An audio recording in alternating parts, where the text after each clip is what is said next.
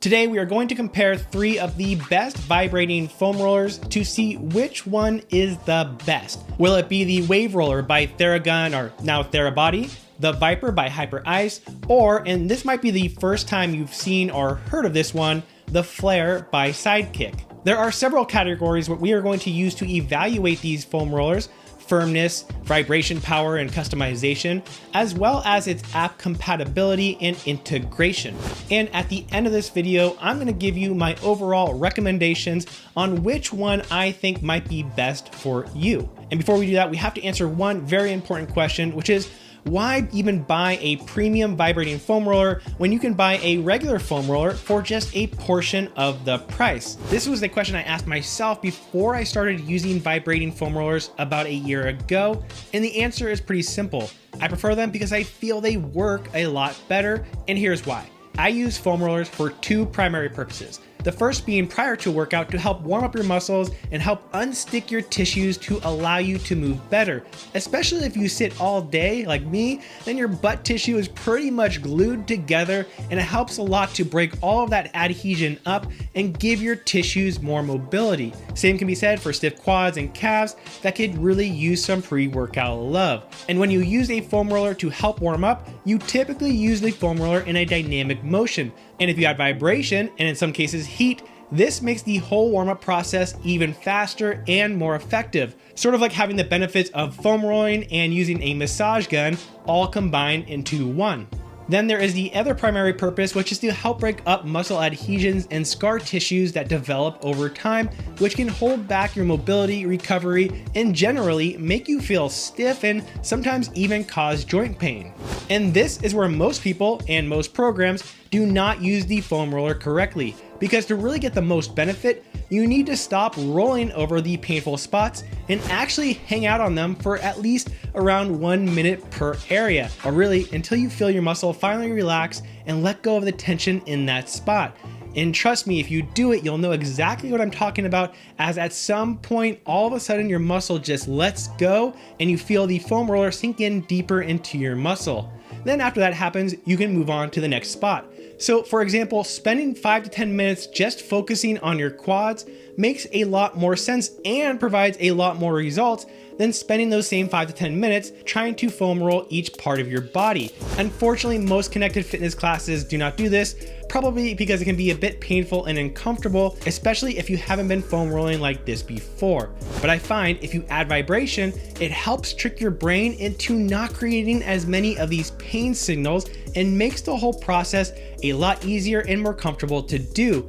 And so while vibrating foam rollers do indeed cost quite a bit more, they are definitely worth it if it makes the process of foam rolling enjoyable enough that you actually build a habit around it instead of it just taking up space sitting in a corner at your home. So now that you know why I'm a big fan of vibrational foam rollers, let's go over the important differences between each of these foam rollers to see which would be best for you. By the way, if you are new to the channel, my name is Colin Jenkins and this is Connect the Watts, where we cover the latest connected fitness news, reviews, tips, and guides. So consider subscribing if you want more content just like this. So the first thing to consider here is the firmness of the roller. If you get too soft a foam roller, it may feel nicer, but ultimately be less effective.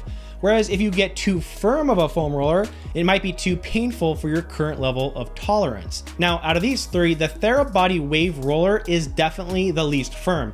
It's got this really squishy textured foam, and so while it may feel the most comfortable to use and may be a good option for somebody who is just starting to foam roll or finds foam rolling to be extremely painful, it might not be the best long-term option to continue getting results, especially in certain areas. The Hyperice Vyper is quite a bit firmer, but not over the top. And then there is the Sidekick Flare, which is similar in firmness to the Vyper, but has a smaller surface area, which makes it feel a bit tougher, but also allows it to be able to dig deeper into some tissues that really benefit from that, like your hips, calves, and hamstrings. Additionally, what is pretty cool about the Flare is that the entire sleeve comes off, and they also include an additional, more spiky cover that you can use as well. And this one, while not for the faint of heart, can definitely be really helpful for more advanced foam roll users, and I really like the ability that it can be adjusted this way to give you exactly what you need. Okay, now let's talk vibration and customization.